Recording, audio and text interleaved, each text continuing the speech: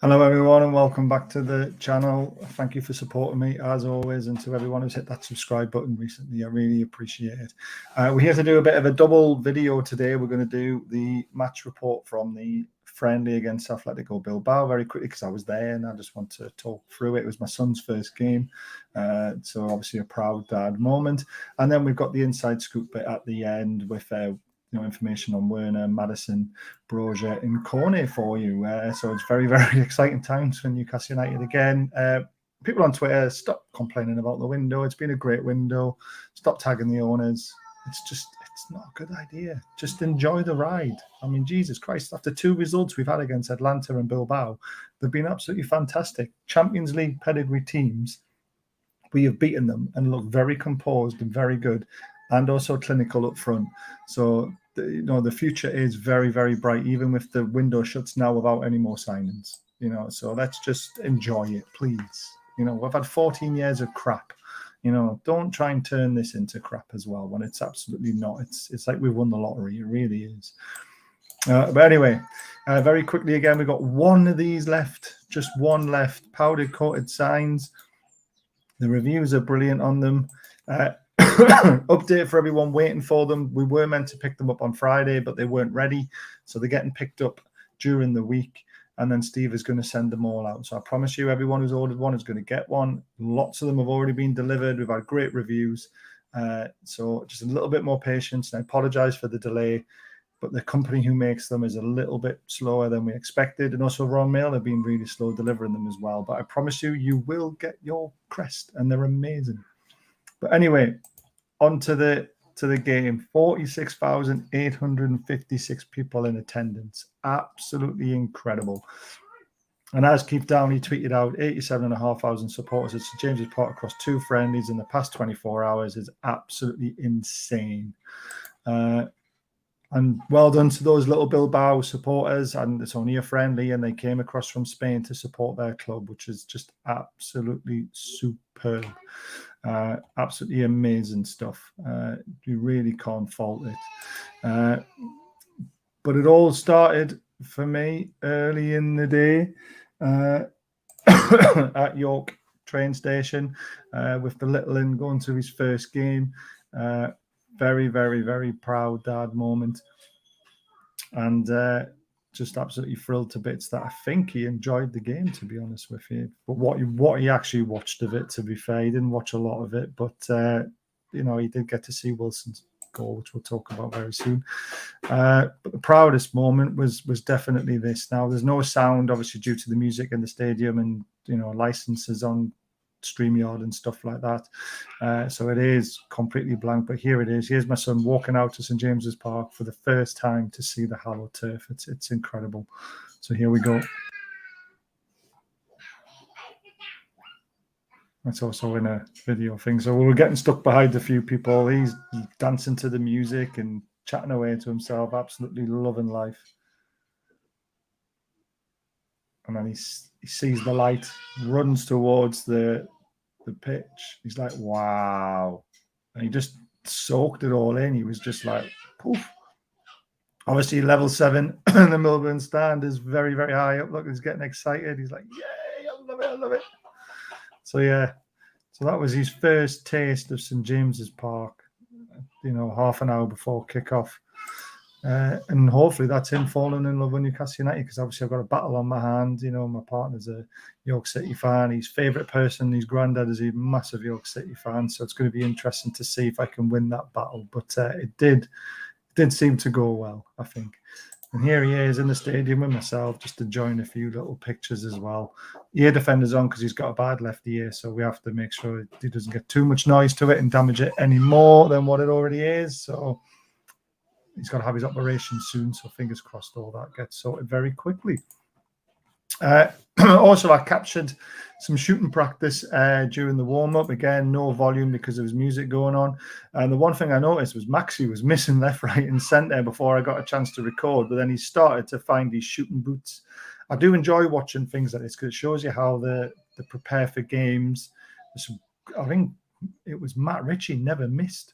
He was on fire. But this 1-2 touch like that, Matt Ritchie smashing it in the bottom corner. Joe Linton got involved. He was finishing nicely.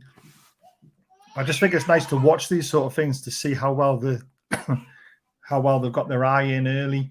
You know, these drills are so important to do before a game, because if you do get a chance in the first few minutes, you want to be ready and having the confidence to put it away. There's Matt Ritchie again, burying it with his left foot. Maxi started to find his range eventually. I promise you, you missed a few. You really did. But there was Joe Linton practicing with his right and then his left. Very important. He'd finished with both feet. That was a great finish, that one. And then they went on and did some two-pass finishing, sorry. So the Newcastle player would pass it to the guy, pass it back to him, and then he would slot it to somebody else, and then they would fire it in. But that shows you the drills that they go through are so important, and they really do get them ready for the game. And I was very, very impressed watching the finishing, apart from Maxi, until I got the phone out, and then he started banging them in. So I wasn't confident when he went through on goal, but we'll talk about that soon. So it was a 2-1 win. Maxi did score, and Wilson obviously scored as well. This is how we lined up. Called it perfectly on the day and the night before. Martin Dubravka's injury was obviously not crucial. It obviously wasn't as bad as what everyone thought. Paul Dummett was pulled off at half-time in one of the friendly games. Everyone thought he was injured. It was just a precaution. But that was actually quite a strong team, to be fair. Again, obviously, there's more players to come back in after the Friday night as well.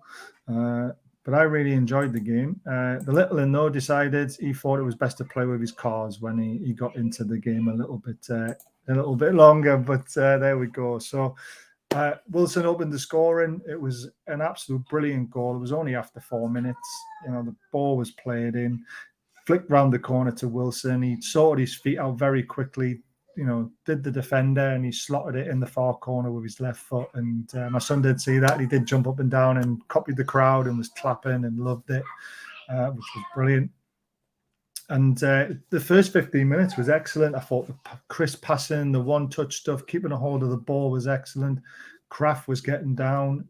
Bruno was just absolutely on fire. That guy really has raised expectations at St James's Park now, just because of that one player. He really is different class. There was a little incident where he went down and I got a little bit worried, but he did get back up and finish the game very strongly. Paul Dummett was solid at left back. He shows that he can be cover for when Target can't play, so I was very impressed with him as well, getting up and down. Everyone was worried about him, but I'm not, and I've always said this, Paul Dummett is a solid pro, and he does what it says on the tin. He's, like I say, he's not fancy going forward or anything like that, but he will do a job covering that left back or at centre back if needed. The Cells seemed to have a decent game. He did give the ball away a few times. Obviously, trying to play out from the back is what Eddie Howe's doing, and it was evident yesterday. There was a few edgy moments when the ball was fired back to Dubravka, and I thought, oh my God, here we go, it's an own goal. But he controlled them well. We went long when we had to, but we didn't do it very often.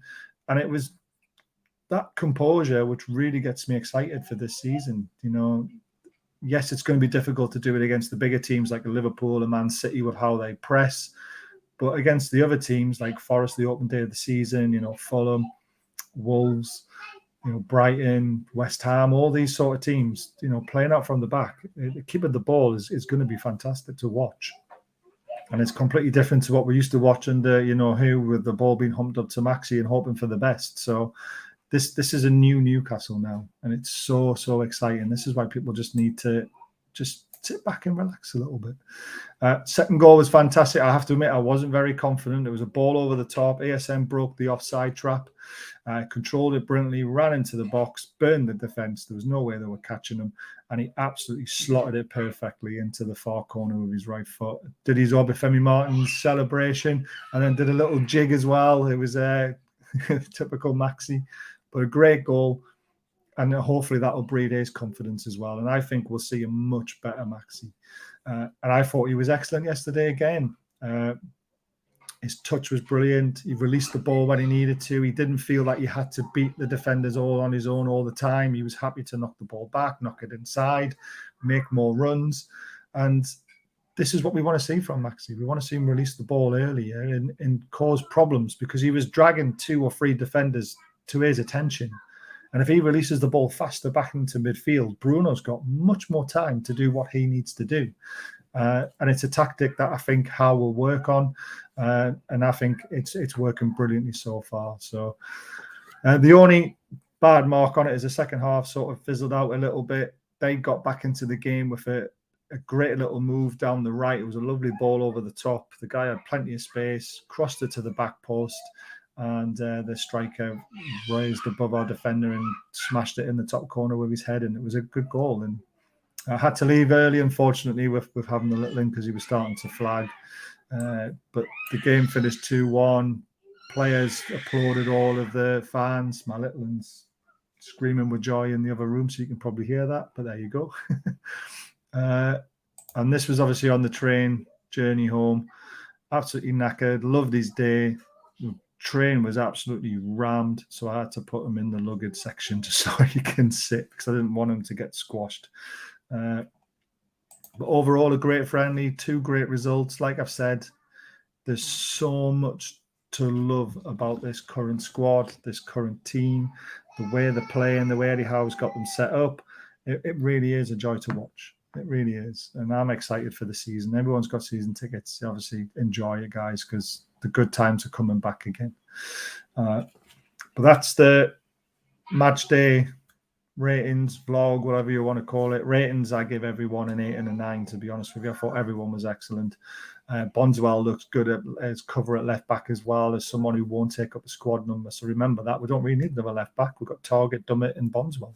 And Lewis when he comes back from his injury. So, these things are looking good.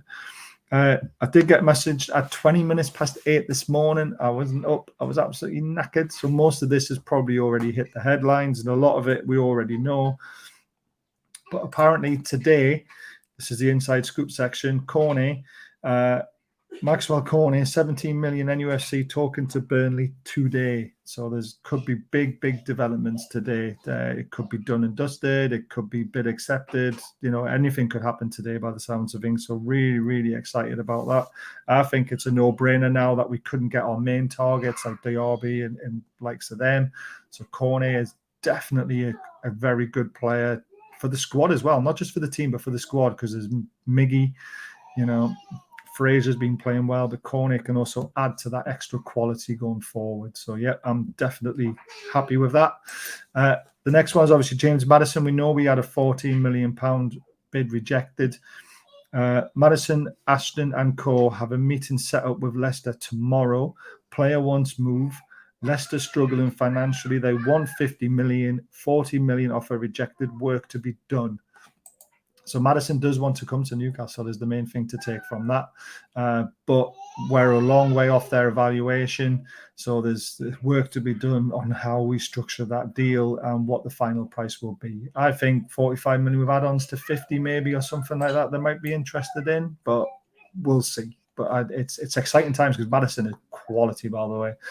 People who say they wouldn't take him or he's not a priority need to give their heads a shake, because Maddison would be excellent for us.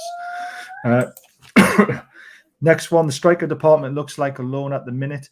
Werner willing to come to NUFC, 140k per week offered loan deal, or the Brozier deal is still on the table, but he wants game time.